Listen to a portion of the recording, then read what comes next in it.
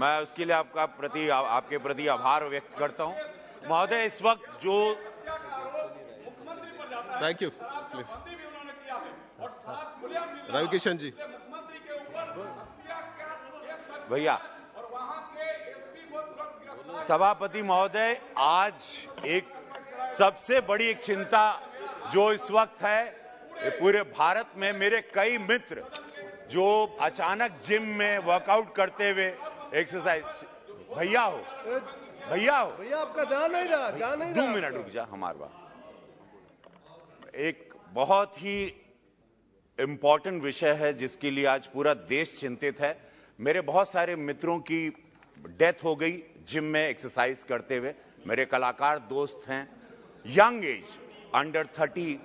तो मैं महोदय, मैं आपके द्वारा मैं ये जानना चाहता हूं कि एक ऐसी स्वास्थ्य मंत्रालय, एक जांच दल गठित हो कि why the younger deaths are happening, और ये जिम ट्रेनर हैं, ये किस प्रकार का प्रोटीन रेकमेंड कर रहे हैं, एंड क्या वो इनलीगल प्रोटीन है, ये बहुत जरूरी विषय है। ये डेथ अचानक जो यंग, हमारे सभापति महोदय, ये संविधान में 2 आर्टिकल है सर, 341 और 342। अभी सुप्रीम कोर्ट पर इस पर बड़ी चर्चा चल रही है और केंद्र सरकार ने यह कहा कि शेड्यूल कास्ट के जो लोग धर्मांतरित हो जाते हैं, खासकर मुसलमान में और क्रिश्चियन में, हम उनको रिजर्वेशन नहीं देंगे, केवल जैन, सिख और बौद्ध को छोड़कर। 342 भी मोर और लेस वही धारा है और उसी के आधार पर हम शेड्यूल ट्राइब को रिजर्वेशन देते हैं या सुविधा देते हैं। लेकिन लोग पढ़ाई के नाम पर, लोग शिक्षा के नाम पर, या लोग उनके स्वास्थ्य के नाम पर, या लोग उनको बरगला के धर्मांतरित कर रहे हैं। और मेरे इलाके झारखंड में, उड़ीसा में, छत्तीसगढ़ में और नॉर्थ ईस्ट में ये बड़े पैमाने पर हो रहा है।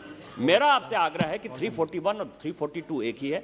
सुप्रीम कोर्ट में जो अभी केंद्र सरकार ने कहा है कि हम किसी कीमत पर धर्मांतरित होने वाले शेड्यूल कास्ट को नहीं देंगे, उसी तरह से शेड्यूल ट्राइब में ये लागू होना चाहिए। जो धर्मांतरित होते हैं उनको रिजर्वेशन नहीं मिलना चाहिए। रम्या हरिदास जी।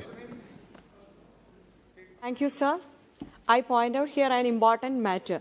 Compensation for the victim in atrocities against SC/ST in Kerala is pending.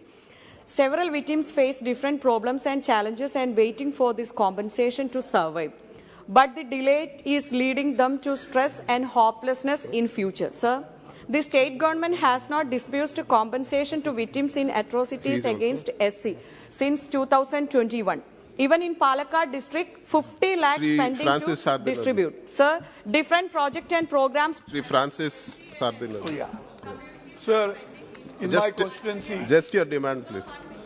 Please. A project for SC girls. Due to lack of assistance from. Please, we are exceeding the time. Just start. In my constituency, one road is being built, NH 17. It is just by the side of the commercial capital of Goa. It is going from Kolba, Sternamati to Varka. Sir, Goa is a heavy rainfall area. We get on an average 130 You're inches not of rain. putting your demand. Please put your demand. Yeah. So they are trying to build it with big pipes. The request of the people are protesting. They want on stilts. So please, I convey Dr. Amol to College. the ministry that it is to be on stilts. Thank you, Speaker, sir. Crops will be destroyed. Sir, एक बहुत ही अहम मुद्दा मेरे चुनाव क्षेत्र से निगड़ित है और वो है Pune Nashik semi high speed railway. और आजादी के बाद रोड नेटवर्क में 16 गुना इजाफा हुआ है, लेकिन रेल नेटवर्क में 2 गुना भी इजाफा नहीं हुआ। और माननीय रेल मंत्री जी का जो निरंतर प्रयास है उसके लिए मैं उनकी सराहना करता हूं।